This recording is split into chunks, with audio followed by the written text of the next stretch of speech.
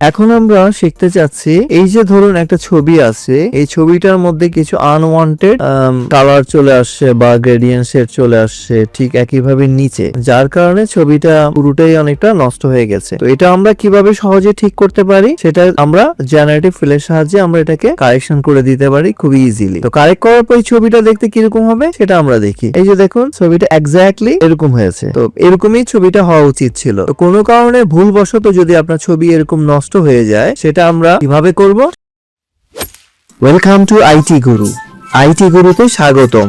এটি এমন একটি স্থান যেখানে প্রযুক্তি শেখা সহজ, আকর্ষণীয় এবং আমাদের ভাষায়।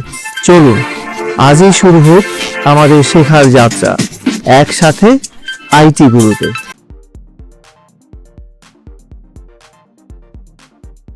চলুন শুরু করা যায়। তো প্রথমে আমাকে এই এরিয়াটা সিলেক্ট করতে হবে। আমরা এমন ভাবে সিলেক্ট করব যেন আমি চাইছি এই যে ব্লু, এই যে গ্রেডিয়েন্ট এটা চলে যাক, ঠিক আছে? তো আমরা যখন লেয়ারে দেখি এটা একটাই লেয়ার, তো এখান থেকে আমরা সিলেকশনটা করব একটু বাটি এরিয়া নিয়ে, যে এরিয়াটা এর সাথে ফিল করে দিবে। যদি আমরা এর কাছাকাছি এরিয়া সিলেক্ট করি তাহলে ওটাই থেকে যাবে। তো আমরা প্রথমে যেটা করব, লেসো টুলস এর সাহায্যে আমরা এটাকে এরকম বাটি সাদা জায়গা থেকে এই এরিয়াটুকু সিলেক্ট করে দিব। ঠিক একইভাবে নিচে চলে আসবো, এখানেও ঠিক সাদার উপরে দিয়ে আমি এই যে এখানে যতটুকু আমার শেড পড়েছে এর বাইরের অংশ থেকে আমি জিনিসটাকে সিলেক্ট করে দিব। সিলেক্ট করার পর আমার এখানে যে জেনারেটিভ ফিল্ডটা আছে এটাকে আমি ক্লিক করব। এখানে আমার কোনো প্রম্পট লেখার দরকার নেই, যদি আমরা কিছু না লিখি এটা অটোমেটিক ইরেজ করে ফেলবে সে। এবার জেনারেট, তো জেনারেট দিয়ে আমরা একটু ওয়েট করব যতক্ষণ না সে প্রসেস হচ্ছে, এবং এখানে আমরা দেখতে পাচ্ছি 3টা ইমেজ সে প্রসেস করছে। তো আবারও বলে দিচ্ছি এই জিনিসটা আমরা শুধুমাত্র লাইসেন্স ভার্সনের ক্ষেত্রেই ইউজ করতে পারবো। যারা ট্রায়াল ভার্সন ইউজ করেন অথবা ক্র্যাক ভার্সন ইউজ করেন সেখানে এটা কাজ করবে না। তো এই আমাদের হয়ে গেল।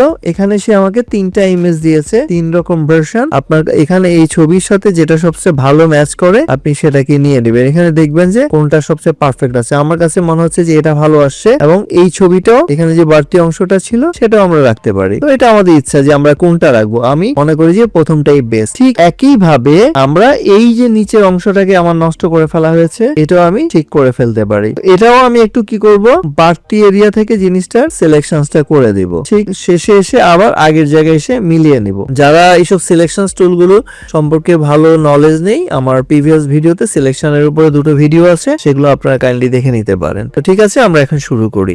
সিলেকশন হওয়ার পরে আমি জেনারেটিভ ফিলে ক্লিক করে দিব এবং জেনারেট। তো এখানে আমাকে 3টা ইমেজ জেনারেট করে দিয়েছে। আমি চেষ্টা করব যেটা সবচেয়ে পারফেক্ট আছে, আমার কাছে এটা পারফেক্ট মনে হয়েছে এবং এটা অনেকটা ঠিক আছে, তো আমি প্রথমটাই গেলাম। তো এভাবে আমরা জেনারেট করে একটা ইমেজের কোনো প্রবলেম থাকলে সেগুলো খুব ইজি দ্রুততার সাথে কারেকশন করে নিতে পারি। তো ছবিটা ছিল, আমরা যদি আমাদের লেয়ারে যাই, এই যে 2টো লেয়ার আমরা এডিট করার ফলে তৈরি হয়েছে, এগুলো আমরা যদি ইরেজ করে দেই, আমাদের ছবিটা ছিল এরকম প্রিভিয়াসলি, এখন হয়ে গেছে এরকম, কি অনেকটা ম্যাজিকের মতো। তো আপনারা এইভাবে বিভিন্ন প্রবলেম হওয়া ছবিগুলোকে খুব ইজিলি জেনারেটিভ ফিলের মাধ্যমে কারেকশন করে নিতে পারবেন। আজকে এই পর্যন্তই, সবাই ভালো থাকুন। শিখতে ভালো লেগেছে? তাহলে একটা লাইক দিন। আপনার একটি লাইক আরো অনেককে সাহায্য করতে পারে।